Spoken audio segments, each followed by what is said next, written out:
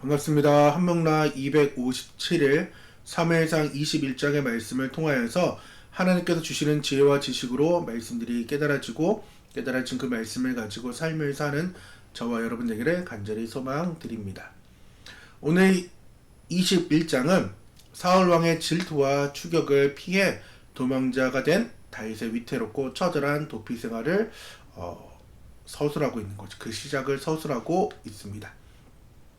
다윗은 급히 사울을 피해 제사장들이 거주하는 성읍인 노베에 도착하여 제사장 아히멜렉을 만납니다. 아히멜렉은 다윗이 혼자 온 것을 보고 놀라지만 다윗은 자신이 왕의 비밀 임무를 수행하며 부하들은 다른 곳에 숨어 있다고 거짓말을 합니다. 다윗은 배고픔 때문에 먹을 것을 요청했고 아히멜렉은 줄만한 보통 떡은 없으므로 제사장 외에는 먹을 수 없는 진설병을 조건부로 다윗과 그 일행에게 내어줍니다. 다윗은 또한 급히 오느라 무기를 챙기지 못했다고 호소했고 아히멜렉은 다윗이 전에 죽인 블레셋 사람 골리앗의 칼이 성소에 보관되어 있음을 알려주었고 다윗은 그 칼을 취합니다. 이 모든 상황은 사울의 신하 중 한 사람인 에돔 사람 도액에 의해 목격되었습니다. 노베에서 도움을 받은 다윗은 사울의 추격을 피해 아예 이스라엘의 적국인 블레셋 땅으로 도망합니다. 그는 블레셋의 주요 도시 중 하나인 가드로 가서 아기스 왕에게 피신합니다. 그러나 가드 사람들은 다윗을 알아보았고 그가 과거 이스라엘에서 사울이 죽인 자는 천천히요 다윗은 만만이라고 칭송받던 영웅임을 상기시키며 그가 장차 이스라엘의 왕이 될 것을 두려워합니다. 다윗은 이 말을 듣고 생명에 큰 위협을 느꼈습니다. 결국 다윗은 이 위기를 모면하기 위해 미친 척 합니다. 미친 사람처럼 행동합니다. 그는 성문 문짝에 글을 글적이거나 침을 수염에 흘리는 등 비정상적인 모습을 보였고 이를 본 아기스 왕은 내게 미치광이가 부족하여 너희가 이 자를 데려왔느냐라고 말하며 다윗을 쫓아냅니다. 이로써 다윗은 절체절명의 순간에 임시 방편으로 목숨을 건지게 되었고 이후에 도피 생활을 이어가게 되는 것이 오늘 21장의 내용이며 치욕을 감수한 생존, 다윗의 인간적인 도피, 고난 속에서 드러나는 우리의 민낯에 대해 우리가 함께 보기를 원하는데 오늘의 단어는 고난, 역경, 몸부림입니다. 오늘 우리는 위대한 영웅이자 그리고 그 삶이 얼마나 인간적이며 또 연약하며 처절했던 다윗의 순간을 오늘 보게 됩니다. 우리가 흔히 생각하는 다윗은 물매로 골리앗을 쓰러뜨린 용감한 소년 다윗을 그리고 하나님을 기쁘게 한 찬양한 그런 위대한 왕 하나의 마음의 합한 자로 기억이 되지만은 오늘 21장은 사울 왕의 칼날에 피해 떨고 있는 도망자 다윗의 모습이 그려지고 있습니다. 오늘 말씀은 우리에게 아주 현실적인 질문을 우리에게 던집니다. 신앙인으로서의 원칙과 생존의 위기가 충돌할 때에 우리는 어떻게 해야 하는가? 다시금요. 신앙인으로서 원칙과 생존의 위기가 충돌할 때 우리는 어떻게 해야 되는지에 대한 아주 현실적인 질문을 21장에서 우리에게 던지고 있습니다. 만약 다윗과 같은 상황이라면 극한의 상황 속에서 작동하는 우리의 연약함 그 가운데 우리가 하나님을 바라볼 때 주시는 하나님의 은혜가 무엇인지를 함께 보려고 합니다. 다윗은 이제 모든 것을 버리고 노비라는 작은 제사장 마을에 도착하게 됩니다. 그는 도망자의 신세였기 때문에 엄청 굶주리고 공포에 시달리는 그러한 삶이었습니다. 그렇기 때문에 이 절박함이 낳은 이 거짓말을 하게 되며 진설병을 요구하게 됩니다. 즉 떡을 요구하게 되는데 제사장 아히멜렉은 다윗을 보고 놀랍니다. 그리고 다윗은 자신이 왕의 비밀 임무를 수행 중이라고 거짓말을 하게 됩니다. 그리고 너무나도 배고픈 나머지 진설병을 요구합니다. 즉 제사를 지내고 드려야 될 그 떡을, 제사장이 먹어야 되는 그 떡을 요구하게 됩니다. 이 진설병은 율법상 제사장들만, 즉 목사들만, 그리고 함께 참여한 사역자들, 교육자들만 먹을 수 있는 거룩한 떡이었습니다. 하지만 다윗은 생명을 구하기 위하여서 하나님의 율법을 잠시 벗어나는 길을 택하게 되었습니다. 우리가 신앙생활을 하면서 나는 절대로 흔들리지 않아, 나는 어떤 상황에서도 원칙을 지킬 거야 라는 이러한 일들이 있습니다. 하지만 극한의 상황이 오면은, 진짜 그 극한의 상황이 오면은 나는 절대로 흔들리지 않는다는 그 마음과 나는 어떠한 상황에서도 이것을 고수할 거라는 그 일에 대해 우리는 다 그것이 무용지물의 상황이 될 때를 많이 경험하게 됩니다. 다윗은 우선 생존을 선택했습니다. 왜냐하면 살아남아야 하나님의 사명을 이룰 수 있기 때문입니다. 예수님께서도 훗날 안식일에 이 진설병 사건을 통하여서 이 다윗의 이야기를 가지고 오면서 인자가 안식일의 주인이다 라고 말씀을 하시면서 생명을 구하는 것이 율법 준수보다 더 위에 있음을 말하면서 신앙의 큰 원칙을 말씀하셨습니다. 두 번째는 구원의 은혜와 심판의 씨앗입니다. 다윗은 진설병과 더불어서 자신의 그 과거, 자신이 승리했던 그 상징이었던 골리앗의 무기를, 칼을 이제 얻게 됩니다. 하나님은 다윗의 연약함에도 불구하고 그에게 필요한 양식과 무기를 공급해 주셨습니다. 그러나 이 구원의 현장에서 사울의 신하인 에돔 사람 도액이 있었습니다. 그는 이 모든 것들을 엿보고 있었고 이 정보를 나중에 사울에게 이야기하게 됩니다. 다음 장인 22장에 노벨 제사장들이 학살당하는 비극의 씨앗이 이 상황으로 인해서 일어나게 됩니다. 하나님의 은혜의 상황도 분명히 있지만은 사탄의 감시, 사탄의 눈도 항상 우리 가운데 있다는 것을 우리가 알아야 된다는 것입니다. 하나님의 은혜가 클수록 사단의 방해도 아주 크다라는 것입니다. 노브를 떠난 다윗은 생존을 위해 이제 가장 위협적인, 가장 위험한 선택을 하게 됩니다.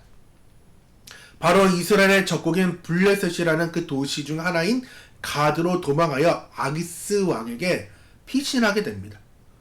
가드 사람들은 다윗을 알아보았습니다. 골리앗도 죽였고 그 칭송도 너무나도 컸기 때문입니다. 사울은 천천, 다윗은 만만. 이 여인의 이 찬양, 이 찬송이 사울뿐만 아니라 이 적대국에도 아주 큰 영향을 미쳤기 때문입니다.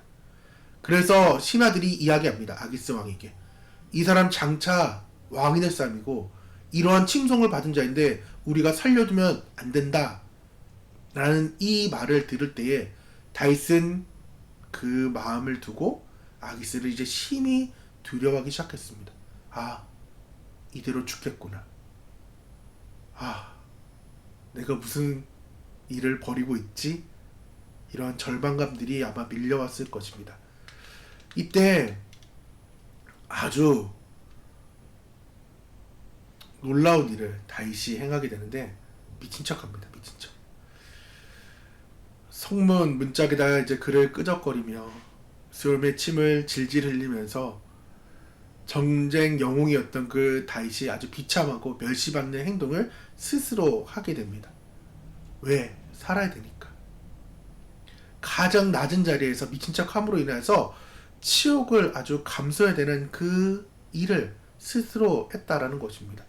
다윗은 이러한 일을 겪고 나서 시편 34편을 적게 됩니다. 그 표제가 다윗이 아비멜렉 앞에서 미친 채 하다가 쫓겨나서 지은 시. 그래서 4편 4절의 말씀 보면은 내가 여호와께 간구하매 내게 응답하시고 내 모든 두려움에서 나를 건지셨도다 라고 다윗이 고백합니다. 다윗의 그 심정이 고스란히 담겨져 있습니다. 그가 아기스 왕 신하들로 인한 그 두려움이 얼마나 컸는지가 보여지고 있는 장입니다. 그리고 다윗이 자신이 인간적인 능력이 얼마나 바닥난 상태에서 비로소 하나님을 바라보게 되는, 비로소 하나님을 의지했다라는 그 고백입니다. 그리고 또 하나가 중요한 것이 그렇게 치욕적인 행동을 했잖아요. 근데 저 같으면은 이 자식 지금 쇼하네? 라고 하고 바로 죽일 수도 있었어요.